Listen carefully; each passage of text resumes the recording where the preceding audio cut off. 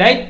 അപ്പോൾ ഇന്നത്തെ ക്ലാസ്സിൽ നമ്മൾ മസ്കുലാർ സിസ്റ്റം അല്ലെങ്കിൽ പേശി വ്യവസ്ഥയെക്കുറിച്ചാണ് പഠിക്കാനായിട്ട് പോകുന്നത്. സമയം കളയണം. അപ്പോൾ ആദ്യത്തെ പഠിക്കാനുള്ളത് ആദ്യം നമ്മൾ പഠിക്കുന്നത് പേശികളെ കുറിച്ചുള്ള പഠനത്തിനെ എന്ത് പേരിട്ട് വിളിക്കും എന്ന് ചോദിച്ചാൽ എന്തെങ്കിലും ഒരു ഓളജി ആയിരിക്കുമല്ലോ. അങ്ങനെയാണല്ലോ ഉമാറുടെ ഒരു പരിപാടി. അപ്പോൾ പേശികളെ കുറിച്ചുള്ള പഠനം മയോളജി, മര്യാദയ്ക്കൊക്കെ പറയണം, മയോളജി. എന്ത് മയോളജിയാണെന്നൊന്നും ചോദിക്കരുത്. ഇത് മയോളജി. ഓക്കെ. അപ്പോൾ പേശികളെ കുറിച്ചുള്ള പഠനമാണ് മയോളജി. വളരെ മനോഹരമായ ഒരു പേര്. അടുത്തത് നമ്മൾ പഠിക്കാൻ പോകുന്നു മയോജെനിസിസ്. പേശി കോശങ്ങളെ കുറിച്ചുള്ള അല്ലെങ്കിൽ പേശി കോശങ്ങളുടെ രൂപീകരണത്തെ കുറിച്ച് പഠിക്കുന്നതാണ് മയോജെനസിസ്. എന്തോന്നാ? മയോജെനസിസ്. അപ്പോൾ പേശി കോശങ്ങളുടെ രൂപീകരണത്തെ കുറിച്ച് പഠിക്കുന്നതാണ് മയോജെനസിസ്. അപ്പോൾ പേശികളെ കുറിച്ചുള്ള പഠനം എന്താ മക്കളെ? മയോളജി.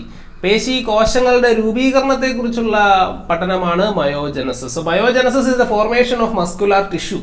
പേശി കോശങ്ങളുടെ രൂപീകരണത്തെക്കുറിച്ച് പഠിക്കുന്നതാണ് മയോജെനസിസ്. പേശികളെക്കുറിച്ചുള്ള പഠനത്തെ പൊതുവെ പറയുന്ന പേരാണ് മയോളജി. ആകെ എത്ര പേശികളുണ്ടെന്ന് ചോദിച്ചാൽ ഒരുത്തനും അറിയത്തില്ലടേ. ആകെ എത്ര പേശികളുണ്ടെന്ന് ചോദിച്ചു കഴിഞ്ഞാൽ PSC അംഗീകരിച്ചേക്കുന്ന ഉത്തരം 639 എന്നാണ്. 6 6 3 9. പക്ഷേ ഒരു കാര്യമുണ്ടല്ലോ, നിങ്ങൾ ഗൂഗിളിലും മറ്റും ചോദിച്ചു കഴിഞ്ഞാൽ ഗൂഗിൾ അമ്മച്ചി പറയുന്നത് 650 840 ഒക്കെയാണ്. 650 എണ്ണത്തിനൊക്കെ പേരിട്ടിട്ടുണ്ട്. പിന്നെ അങ്ങോട്ട് നമ്പർ ഇട്ട് വിടുമായിരുന്നു. ചുമ്മാ പറഞ്ഞാൽ അങ്ങനെ അല്ല. ഐഡന്റിഫൈ ചെയ്തിട്ടുള്ള 650. പക്ഷേ 840 എണ്ണം ഒക്കെ കണ്ടുപിടിച്ച് വെച്ചിട്ടുണ്ട്. അതിന് പേരിട്ടിട്ടും നാളിട്ടിട്ടും ഒന്നും ഇല്ല. ഇത്ര ഉണ്ടെന്നെങ്കിൽ അപ്പോൾ വ്യക്തമായൊരു ഉത്തരവൊന്നുമില്ല. പക്ഷെ നിങ്ങൾ തൽക്കാലം 639 പഠിക്കണേ. PSC അംഗീകരിച്ചേക്കുന്ന ഉത്തരം അതാണ്. അപ്പോൾ 639 ഇത്ര പേശികളുണ്ടെന്ന് ചോദിച്ചാൽ. അടുത്തത് നമ്മൾ പഠിക്കാൻ പോകുന്നു മയോഗ്ലോബിൻ. എന്തുവാണ് മയോഗ്ലോബിൻ? പേശികളിൽ കാണപ്പെടുന്ന വർണ്ണവസ്തുവാണ് മയോഗ്ലോബിൻ. അതായത് പേശികളിൽ കാണപ്പെടുന്ന ഒരു അയൺ ഓക്സിജൻ ബൈൻഡിങ് പ്രോട്ടീൻ ആണ് എന്തെന്ന് പറയുന്നത്? മയോഗ്ലോബിൻ. ഇപ്പോൾ പേശി കോശങ്ങളിലെ വളരെ പ്രധാനപ്പെട്ട ഒരു സാധനമാണ് എന്തെന്ന് പറയുന്നത്? മയോഗ്ലോബിൻ. പേശികളിൽ കാണപ്പെടുന്ന വർണ്ണവസ്തുവിനെ വിളിക്കുന്ന പേരെന്താന്ന് ചോദിച്ചാൽ മയോഗ്ലോബിൻ. അടുത്തതാണ് പേശികളുടെ പ്രവർത്തനത്തിന് സഹായിക്കുന്ന മൂലകങ്ങൾ ഏതൊക്കെയാണെന്ന് ചോദിച്ചു കഴിഞ്ഞാൽ കാൽസ്യവും മഗ്നീഷ്യവും. എന്തൊക്കെയാ? കാൽസ്യവും മഗ്നീഷ്യവും. പേശി പ്രവർത്തനത്തിന് സഹായിക്കുന്ന മൂലകങ്ങൾ ഏതൊക്കെയാണെന്ന് ചോദിച്ചാൽ നിങ്ങൾ എന്തുവേണേ പറയണേ? കാൽസ്യം എന്നും മഗ്നീഷ്യം എന്നും. ഏറ്റവും വലിയ പേശി ഏതാണ്? നിങ്ങളുടെ ശരീരത്തിലെ ഏറ്റവും വലിയ പേശി ഏതാണ്? ഇങ്ങനെ കണ്ടാൽ നിങ്ങൾക്ക് മനസ്സിലായോ? ഇപ്പൊ ഈ പടം കണ്ടിട്ട് നിങ്ങൾക്ക് മനസ്സിലായോ? ഇല്ലെങ്കിൽ അടുത്ത പടം കാണുമ്പോൾ നിങ്ങൾക്ക് വ്യക്തമായി മനസ്സിലാകും. ആഹാ, എത്ര മനോഹരം!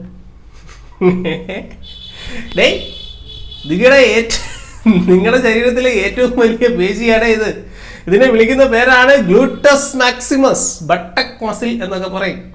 ഏറ്റവും വലിയ പേശി, മനുഷ്യ ശരീരത്തിലെ ഏറ്റവും വലിയ പേശിയാണ് എന്തോന്ന്? ഗ്ലൂട്ടസ് മാക്സിമസ്. നിങ്ങൾക്ക് പലരെയും ഓർമ്മ വരുന്നുണ്ടാകാം. അപ്പോൾ ഏറ്റവും വലിയ പേശി എന്താണെന്ന് ചോദിച്ചാൽ ദ ഗ്ലൂട്ടസ് മാക്സിമസ് അല്ലെങ്കിൽ ബട്ടക് മസിൽ. ഓക്കെ. എവിടെയെങ്കിലും പോയി ഇരിക്കുമ്പോഴും വണ്ടിയെ കയറി ഇരിക്കുമ്പോഴും ഒക്കെ നിങ്ങൾ ഓർക്കുക, ആഹാ എൻ്റെ ഗ്ലൂട്ടസ് മാക്സിമസ് എന്ന് നിങ്ങൾ ഇടയ്ക്കിടയ്ക്ക് ഓർക്കുന്നത് നല്ലതായിരിക്കും. അപ്പോൾ ഏറ്റവും വലിയ പേശി ഏതാണെന്ന് ചോദിച്ചാൽ ബട്ടക് മസിൽ അല്ലെങ്കിൽ നമ്മുടെ പൃഷ്ഠഭാഗത്തെ പേശി അഥവാ ഗ്ലൂട്ടസ് മാക്സിമസ്.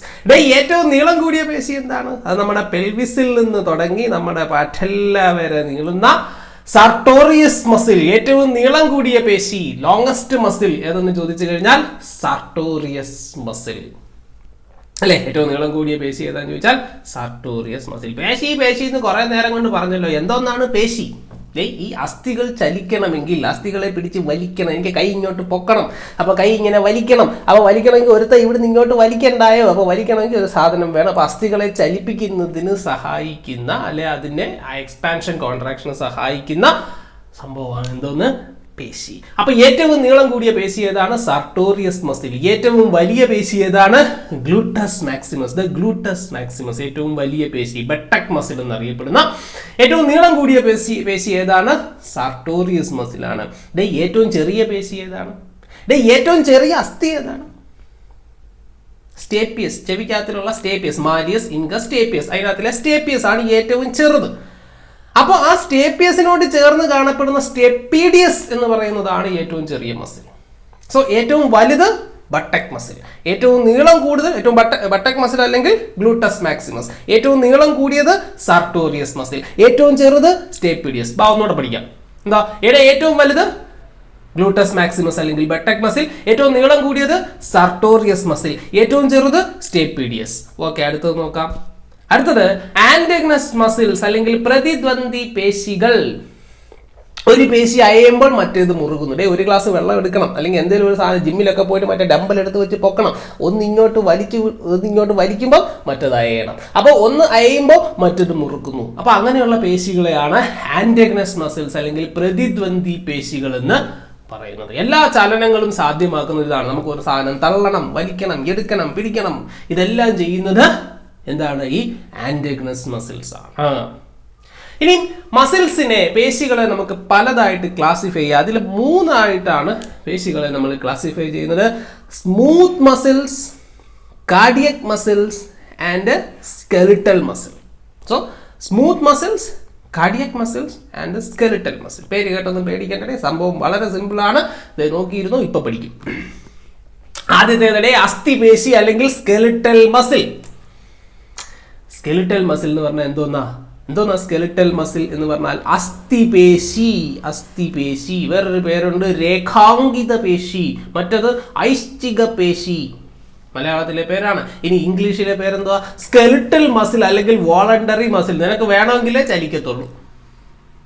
നമ്മൾ സെറിബ്രത്തിന്റെ കാര്യം പറഞ്ഞല്ലോ, വേണമെങ്കിലേ ചലിക്കത്തുള്ളൂ. അസ്ഥികളോട് ചേർന്ന് കാണപ്പെടുന്ന പേശികളാണ് എന്ത്? Skeletal muscles.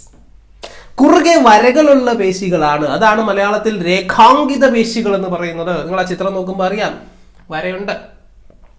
സിലിണ്ടർ ആകൃതിയിൽ കോശങ്ങൾ കാണുന്ന പേശിയാണ് എന്ത്? തുടങ്ങി. ഇതിനടുത്തൊരു ഫാക്ടറി ഉണ്ട്, അതിൽ നിന്ന് വരുന്ന ശബ്ദമാണ് നിങ്ങൾ ഈ കേൾക്കുന്നത്. ഞാൻ പറഞ്ഞില്ലേ, ഇങ്ങനെയുള്ള എല്ലാത്തരം ശബ്ദങ്ങളും കിട്ടുന്ന ഒരു സൗണ്ട് ലൈബ്രറിയാണ് എൻ്റെ യൂട്യൂബ് ചാനൽ എന്ന് പറയുന്നത്. അപ്പോൾ ഇങ്ങനെയുള്ള ശബ്ദങ്ങൾ കേൾക്കാനായിട്ട് വീണ്ടും നിങ്ങൾ ചാനൽ സബ്സ്ക്രൈബ് ചെയ്യുക. അപ്പോൾ സിലിണ്ടർ ആകൃതിയിൽ കാണുന്ന കോശങ്ങൾ എവിടെയുണ്ട്? സ്കെലിറ്റൽ മസിലുണ്ട്. താൽക്കാലികമായി ക്ഷീണം തോന്നുന്ന പേശികൾ. ജിമ്മിൽ പോയി മാക്കിന് വർക്കൗട്ട് ചെയ്ത് കഴിയുമ്പോൾ കുറച്ച് കഴിയുമ്പോൾ എവിടെയെങ്കിലും മാറി കിടക്കും. അല്ലാതെ നിങ്ങൾക്ക് രാവിലെ മുതൽ വൈകുന്നേരം വരെ ഡമ്പൽ എടുത്ത് പൊക്കാൻ പറ്റുമോ? നിങ്ങൾക്ക് ഒരു 500 പുഷപ്പ് എടുത്ത് കാണിക്കാൻ പറ്റുമോ? പറ്റൂല.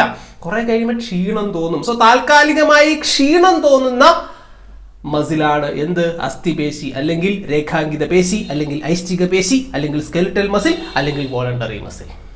ധാരാളം മൈറ്റോകോൺട്രിയ കാണപ്പെടും. എന്തോന്നാ ഈ മൈറ്റോകോൺട്രിയ?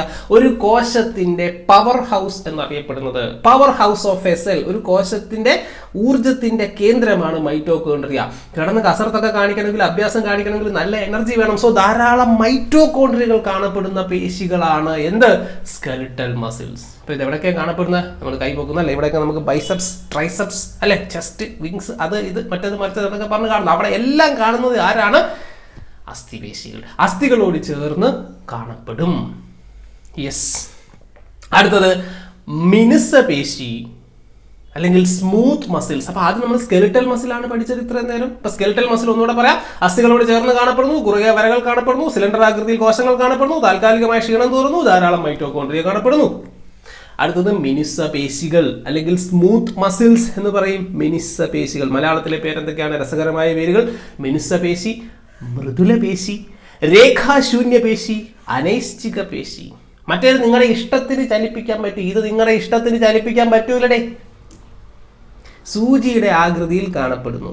കുറുകെ വരകൾ ഇല്ലാത്ത പേശികളാണ്. മറ്റിടത്ത് കുറുകെ വരകൾ ഉണ്ടായിരുന്നു, ഇവിടെ കുറുകെ വരകൾ ഇല്ലാത്ത പേശികൾ. ഇതിന്റെ സങ്കോചത്തിന് സഹായിക്കുന്ന ഹോർമോൺ ആണ് നമ്മൾ ബ്രെയിനകത്ത് പഠിച്ചായിരുന്നു, ലവ് ഹോർമോൺ എന്നറിയപ്പെടുന്ന ഓക്സിറ്റോസിൻ അല്ലെ. അപ്പൊ സങ്കോചത്തിന് സഹായിക്കുന്ന ഹോർമോൺ ആണ് ഏത്? ഓക്സിറ്റോസിൻ. അപ്പൊ എന്തൊക്കെയാണ് മിനുസപേശികൾ എന്ന് പറഞ്ഞാൽ? മിനുസപേശി, മൃദുല പേശി, രേഖാശൂന്യ പേശി, അനൈശ്ചിക പേശി അല്ലെ. ഇത് നമ്മുടെ വൻകുടലിന്റെ ചലനം, പെരിസ്റ്റാൾസിസ് മൂവ്മെന്റ്, ഇങ്ങനെയുള്ള കാര്യങ്ങളിലെല്ലാം രേഖാശൂന്യ പേശികളാണ്, സ്മൂത്ത് മസിൽസ് ആണ് കാണപ്പെടുന്നത്. നമ്മുടെ ഇച്ഛയ്ക്കനുസരിച്ചല്ല ഇത് പ്രവർത്തിക്കുന്നത് അല്ലെ. വൻകുടലിലെ യാത്ര അല്ലെ, വൻകുടലിന്റെ സങ്കോച വികാസങ്ങളൊന്നും നമ്മളോട് ചോദിച്ചിട്ടല്ല ചെയ്യുന്നത്. നമ്മൾ അറിയുന്ന പോലും ഇല്ല. നമുക്ക് വൻകുടൽ എവിടെയാന്ന് പോലും നമുക്കറിയത്തില്ല. നമ്മുടെ ഇച്ഛയ്ക്കല്ല ഇതൊന്നും നടക്കുന്നത്. അപ്പൊ സ്മൂത്ത് മസിൽസ്, സൂചിയുടെ ആകൃതിയിൽ കാണപ്പെടുന്ന പേശി, കുറുകെ വരകൾ ഇല്ലാത്ത പേശി, സങ്കോചത്തിന് സഹായിക്കുന്ന ഹോർമോൺ ഏതാണ്? ഓക്സിറ്റോസിൻ ആണ് മക്കളെ. അപ്പൊ അതാണ് ദ സ്മൂത്ത് മസിൽ. അടുത്തതാണ് ഹൃദയപേശി, കാർഡിയാക് മസിൽ. കുറുകെ വരകൾ കാണപ്പെടുന്നു, ശാഖകളായി പിരിഞ്ഞ കോശങ്ങൾ കാണപ്പെടുന്നു, ഹൃദയത്തിൽ മാത്രം കാണപ്പെടുന്നു. ഹൃദയത്തോട് ചേർന്ന് മാത്രം കാണപ്പെടുന്ന പേശികളാണ് കാർഡിയാക് മസിൽസ്. അത് ഹൃദയത്തിന്റെ ഭാഗത്ത് മാത്രമേ കാണപ്പെടുള്ളൂ. ഹൃദയത്തിന്റെ സങ്കോച വികാസങ്ങൾ ഇതിനെല്ലാം സഹായിക്കുന്ന പേശികളാണ് ഏത്? കാർഡിയാക് മസിൽസ് അല്ലെ. അത് വേറെ എവിടെയും കാണത്തില്ല. അടുത്തതിടെ ബൈസെപ്സും ട്രൈസെപ്സും. അപ്പൊ ഈ ബൈസെപ്സും ട്രൈസെപ്സും പറയുന്നതിന് മുമ്പ് നമുക്ക് ഇതുവരെ പറഞ്ഞ ആ 3 പേശികൾ എന്തൊക്കെയാണെന്ന് നോക്കാം.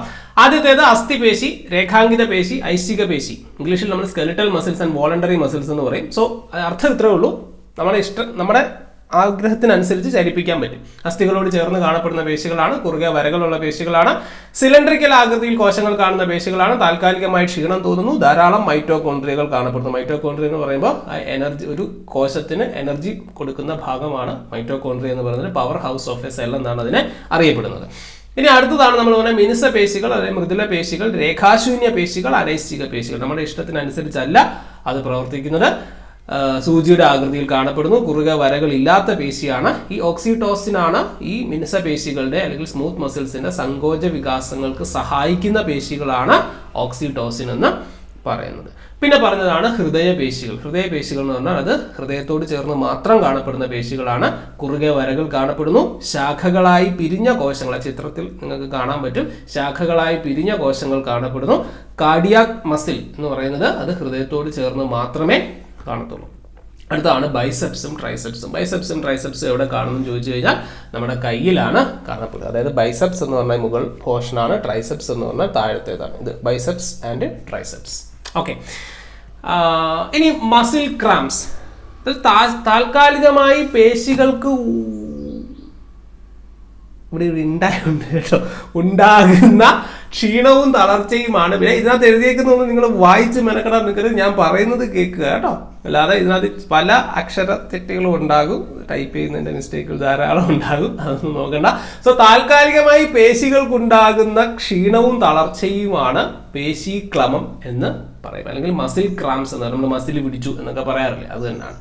ഇനി ഈ പേശീക്ലമം മൂലം നമ്മുടെ ശരീരത്തിൽ ഈ മസിലിന്റെ ആ ഭാഗത്ത് അടിഞ്ഞുകൂടുന്ന വസ്തുവാണ്, ഒരു അടിഞ്ഞുകൂടുന്ന ഒരു ആസിഡ് ഉണ്ട്, അതാണ് ലാക്റ്റിക് ആസിഡ് എന്ന് പറയുന്നത്. സോ പേശീക്ലമം, മസിൽ ക്രാംസ് മൂലം ഉണ്ടാകുന്ന കെമിക്കലാണ്, അല്ലെങ്കിൽ അതുണ്ടാകുന്ന വസ്തുവാണ് എന്ത്? ലാക്റ്റിക് ആസിഡ് എന്ന് പറയുന്നത്. അടുത്തത് റിഗർ മോർട്ടിസ് ആണ്. റിഗർ മോർട്ടിസ് നിങ്ങൾ കേട്ടിട്ടുണ്ടായിരിക്കും. നമ്മൾ ഈ ആളുകളൊക്കെ മരിച്ചു കഴിയുമ്പോൾ അയാളുടെ കണ്ണ് തിരുമ്മി അടയ്ക്കാറുണ്ട് അല്ലേ? അന്നേരം സിനിമയിലൊക്കെ കണ്ടിട്ടുണ്ടായിരിക്കും, കണ്ണ് തിരുമ്മി അടയ്ക്കുക, കാല് കൂട്ടി കെട്ടുക, ഇതൊക്കെ ചെയ്യും. എന്തുകൊണ്ടാണ് ചെയ്യുന്നതെന്ന് ചോദിച്ചു കഴിഞ്ഞാൽ, കണ്ണ് അന്നേരം അടച്ചില്ല എങ്കിൽ ഇത്ര മണിക്കൂർ കഴിഞ്ഞു കഴിഞ്ഞാൽ ഇവിടുത്തെ പേശികൾ സ്റ്റിഫായി പോവുകയും പിന്നീട് ആ പേശി ഇങ്ങോട്ട് വരത്തില്ല. അതായത് നമ്മുടെ കണ്ണടക്കണമെങ്കിൽ തുറക്കണമെങ്കിൽ ഇവിടെയും നമ്മുടെ ഐലിഡ് മൂവ്മെന്റിനെയും സഹായിക്കുന്നത് മസിൽസ് ആണ്. അപ്പോൾ ഈ കണ്ണ് അന്നേരം അടച്ചില്ലെങ്കിൽ പിന്നെ നടക്കാൻ പറ്റത്തില്ലടേ, അതാണ് പ്രശ്നം. അതുപോലെ കാലൊക്കെ വളഞ്ഞാണ് കടന്ന് മരിക്കുന്നതെങ്കിൽ കാലൊക്കെ പിടിച്ച് നേരെയാക്കി വെക്കണം. അതുകൊണ്ടാണ് കാല് നേരെ ആക്കി വെച്ചില്ലെങ്കിൽ ഇങ്ങനെ ആയി പോകും കാല്. അതുകൊണ്ടാണ് കാല് ഇങ്ങനെ നേരെ പിടിച്ച് വെച്ച് കെട്ടി വെക്കുന്നത്. അല്ലെങ്കിൽ അത് ഇങ്ങോട്ടായി കഴിഞ്ഞാൽ പിന്നെ ഇത് തിരിച്ചു വരത്തില്ല ഇത്ര സമയം കഴിഞ്ഞു കഴിഞ്ഞാൽ. അപ്പോൾ ഈ മരണശേഷം അസ്ഥികൾ ദൃഢമാകുന്ന അവസ്ഥയാണ് റിഗർ മോർട്ടിസ് എന്ന് പറയുന്നത്. അപ്പോൾ ഈ റിഗർ മോർട്ടിസ് വെച്ചിട്ടാണ് രോഗിയുടെ മരണസമയമൊക്കെ ഡോക്ടർ അറിയുന്നത്. എത്രത്തോളം സ്റ്റിഫായത്, എത്ര മണിക്കൂർ മുമ്പാണ് മരിച്ചതെന്നൊക്കെ. മരണം അതിന് വേറെയും രീതികളുണ്ട്. നമ്മുടെ ശരിക്കും കൃത്യമായ മരണം സ്ഥിരീകരിക്കുന്നതിന് ഡോക്ടേഴ്സ് യൂസ് ചെയ്യുന്ന ടെക്നിക്ക് എന്ന് പറയുന്നത് മരണസമയം എത്ര മണിക്കൂർ മുമ്പാണ് മരണം നടന്നതെന്ന് തീരുമാനിക്കുന്നത് നമ്മുടെ ബോഡി ടെമ്പറേച്ചറൊക്കെ വെച്ചിട്ടാണ്. അത് കൃത്യമായി പറഞ്ഞാൽ നമ്മുടെ മലദ്വാരത്തിലെ ബോഡി ടെമ്പറേച്ചറൊക്കെ വെച്ചിട്ടാണ് ഡോക്ടേഴ്സ് ഇത്ര മണിക്കൂർ മുൻപ് ആണ് മരണം സംഭവിച്ചത് എന്നൊക്കെ അറിയപ്പെടുന്നത്. സോ ഇതിനാണ് റിഗർ മോർട്ടിസ് എന്ന് പറയുന്നത്. റിഗർ മോർട്ടിസ് എന്താണെന്ന് ചോദിച്ചു കഴിഞ്ഞാൽ, മരണശേഷം ഒരാളുടെ പേശികൾ, അയാളുടെ മസിൽസ് സ്റ്റിഫാകുന്ന, ദൃഢമാകുന്ന അവസ്ഥയാണ് നമ്മൾ എന്ത് വിളിക്കുക? റിഗർ മോർട്ടിസ് എന്ന് വിളിക്കുക. അടുത്തത് ടെറ്റനി. ഈ കാൽസ്യത്തിന്റെ കുറവ് മൂലം നമ്മുടെ പേശികൾ വലിഞ്ഞു മുറുകുന്ന ഒരു അവസ്ഥയാണ്, നമുക്ക് ഇങ്ങനെ പിടുത്തം പോലെ തോന്നുന്ന ഒരവസ്ഥയാണ് ഇതെന്ന് പറയുന്നത് ടെറ്റനി. ടെറ്റനസ് അല്ല, അത് വേറെ. അത് നമ്മൾ മുറിവ് എന്തെങ്കിലും പറ്റിയിട്ട് പിന്നീട് പഴുക്കുന്ന ആ ഒരു അവസ്ഥ, അത് ടെറ്റനസ്. ഇത് ടെറ്റനി. ടെറ്റനി എന്താണെന്ന് ചോദിച്ചു കഴിഞ്ഞാൽ, കാൽസ്യത്തിന്റെ കുറവ് മൂലം നമ്മുടെ മസിൽസ് വലിഞ്ഞു മുറുകുന്ന അവസ്ഥയെ പറയുന്ന പേരാണ് എന്ത്? ടെറ്റനി എന്ന് പറയുന്നത്. ടെറ്റനി. അടുത്തത് ടെൻഡൻസ്. എന്താണ് ടെൻഡൻസ്? നമ്മൾ ലിഗമെന്റ്സിനെ കുറിച്ച് നമ്മൾ കേട്ടിട്ടുണ്ടായിരിക്കും. ലിഗമെന്റ്സ് എന്ന് പറഞ്ഞാൽ നമ്മുടെ പേശികളെ തമ്മിൽ നമ്മുടെ അസ്ഥികളെ തമ്മിൽ ബന്ധിപ്പിക്കുന്ന ചെറിയ ചരടുകളെയാണ്, ചെറിയ നാരുകളെയാണ് നമ്മൾ ലിഗമെന്റ്സ് എന്ന് പറയുന്നത്. അതുപോലെ ഒരു അസ്ഥിയെയും, ഇപ്പോൾ ഇതൊരു അസ്ഥി, ഇതൊരു പേശി, ആ ഒരു അസ്ഥിയെയും പേശികളെയും തമ്മിൽ ബന്ധിപ്പിക്കുന്ന ചരടുകളെയാണ് നമ്മൾ ടെൻഡൻസ് എന്ന് പറയുന്നത്. അപ്പോൾ എന്താണ് ടെൻഡൻസ്? അസ്ഥികളെയും പേശികളെയും തമ്മിൽ ബന്ധിപ്പിക്കുന്ന ചരടുകളെയാണ് നമ്മൾ എന്ത് പറയുന്നത്? ടെൻഡൻസ് എന്ന് പറയുന്നത്. അപ്പോൾ പേശി വ്യവസ്ഥയുമായി ബന്ധപ്പെട്ട മസിൽ സിസ്റ്റവുമായി ബന്ധപ്പെട്ട ഏകദേശം എല്ലാ കാര്യങ്ങളും നമ്മൾ ഡിസ്കസ് ചെയ്ത് കഴിഞ്ഞു. ധാരാളം കുറേ ആവശ്യമില്ലാത്ത ശബ്ദവും സൗണ്ടുകളും നമ്മൾ കേട്ട് കഴിഞ്ഞു. ഓക്കെ, അപ്പോൾ ഞാൻ പറഞ്ഞത് ബാക്ക്ഗ്രൗണ്ട് നോയ്സിൻ്റെ കാര്യമാണ്. അപ്പം ഇത് ഒന്നുകൂടെയൊക്കെ ഒന്ന് കാണുക, സ്വന്തമായിട്ട് നോട്ടൊക്കെ എഴുതി വെക്കുക. PPT ഇതിൻ്റെ PDF നോട്ട് നിങ്ങൾക്ക് എന്തായാലും നമ്മുടെ വാട്സാപ്പ് ചാനൽ വഴി കിട്ടും. അതിനെ മാത്രം ഡിപ്പെൻഡ് ചെയ്തുകൊണ്ടിരിക്കരുതല്ലേ. നിങ്ങൾ സ്വന്തമായിട്ട് ഈ കേട്ടുകൊണ്ട് അതിൻ്റെ നോട്ട് എഴുതി വെച്ച് പഠിച്ചാൽ അത് ഏറ്റവും നിങ്ങൾക്ക് ബെനിഫിഷ്യൽ ആയിട്ടുള്ള കാര്യമായിരിക്കും. അപ്പോൾ അതുകൊണ്ട് അതിനുവേണ്ടി എല്ലാവരും ശ്രമിക്കുക. എല്ലാവരും നന്നായിട്ട് ഇതിൻ്റെ നോട്ടൊക്കെ എഴുതി വെച്ച് പഠിക്കുക. പല പ്രാവശ്യം വീഡിയോ കണ്ടു നോക്കുക. നിങ്ങൾക്ക് എന്തെങ്കിലും പ്രയോജനം ഇതിനകത്ത് നിന്ന് കിട്ടുന്നുണ്ടെങ്കിൽ നിങ്ങളുടെ ഫ്രണ്ട്സിനൊക്കെ ഇതൊന്ന് ഷെയർ ചെയ്ത് കൊടുക്കുക. ഓക്കെ, അപ്പോൾ നമുക്ക് എല്ലാ പ്രാവശ്യം പറയുന്നത് പോലെ ഇനിയിപ്പോൾ ഇതിനെപ്പറ്റി കൂടുതലൊന്നും പറയാനായിട്ടില്ല. നമുക്ക് വീണ്ടും അടുത്ത ക്ലാസ്സിലൂടെ കാണാം.